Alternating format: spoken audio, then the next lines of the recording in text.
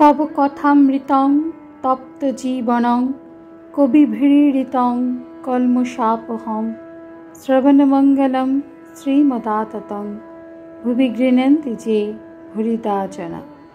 नमस्कार, अमृतबाणी चैनेले आपनादेर सकलके स्वागत। श्री श्री ठाकुर मा और स्वामीजीर रातुल चरणे शतकोटी प्रणाम जानिए शुरू करछि आमादेर आजकेर पाठ। बराहनगर मठ नरेंद्रादिर ईश्वर जन्य व्याकुलता ओ प्रायोपवेशन प्रसंग। कलिकातार सेई नीचेर घरे नरेंद्र मुनिर सहित कथा कहितेछेन। नरेंद्र एखन भक्तदेर नेता। मठेर सकलेर अंतरे तीव्र बैराग्य। भगवान दर्शन जन्य सकले छटफट करितेछेन। नरेंद्र मुनिर प्रति आमार किछु भालो लागछे ना, এই আপনার সঙ্গে কথা করছি, ইচ্ছে হয় এখনই উঠে যাই। নরেন্দ্র কিয়ৎক্ষণ চুপ করিয়া রহিলেন। কিয়ৎক্ষণ পরে আবার বলিতেছেন, প্রায়োপবেশন করব? মুনি, তা বেশ, ভগবানের জন্য সবই তো করা যায়। নরেন্দ্র, যদি খিদে সামলাতে না পারি? মুনি, তাহলে খেয়েও আবার লাগতে হবে। নরেন্দ্র আবার কিয়ৎক্ষণ চুপ করিলেন। নরেন্দ্র, ভগবান নাই বোধ হচ্ছে। যত প্রার্থনা করছি একবারও জবাব পাই নাই।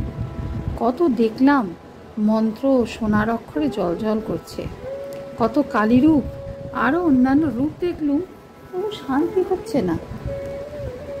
6টা পয়সা দেবেন? নরেন্দ্র শোভাবাজার হইতে শেয়ারের গাড়িতে বরাহনগরে মঠে যাইতেছেন, তাই 6টা পয়সা।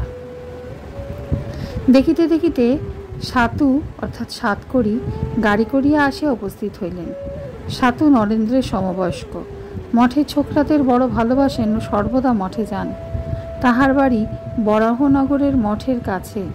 কলিকাতার অফিসে কর্ম করেন। তাদের ঘরে গাড়ি আছে।